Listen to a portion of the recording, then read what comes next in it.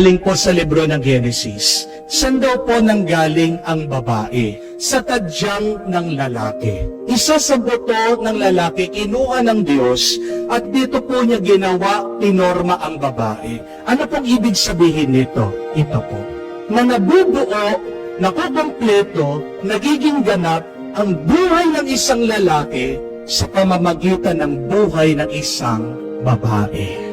Pag nakita na ng lalaki, yung dawan, ano yung dawan? Yung buto, yung sakto sa kanya, the missing piece, diyan lang siya magiging masaya at payapa.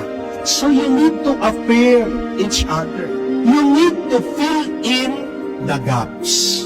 Hindi naman po palagi na 100% tayo. Hindi po ba?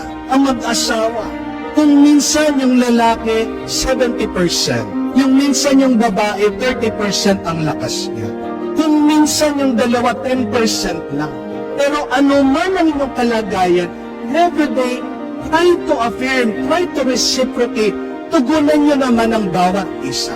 Kasi po, kwento ng isang doktor, si Dr. Gottman, pinag-aralan po niya mga mag-asawa. Nakita po niya, napansin niya, isa pong dahilan ng pag-aaway, paghihiwalay ng mga mag-asawa, yung daw pong hindi na sila nagpapansinan.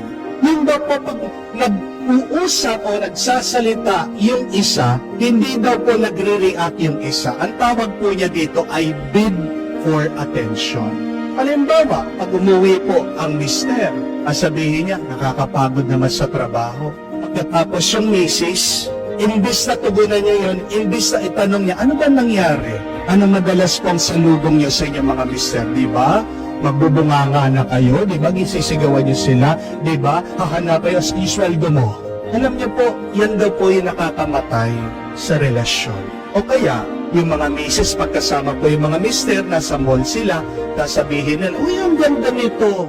Pag hindi daw po pinansin ng mister, pagkatapos palagi lang sa cellphone, tingin ng TikTok, diyan po nag-uumpisa. Yan yung anay ng kanilang relasyon. Hindi po ba? Wala naman pong tao ang gusto na siya hindi pinapansin ng ibang tao. Lahat po tayo.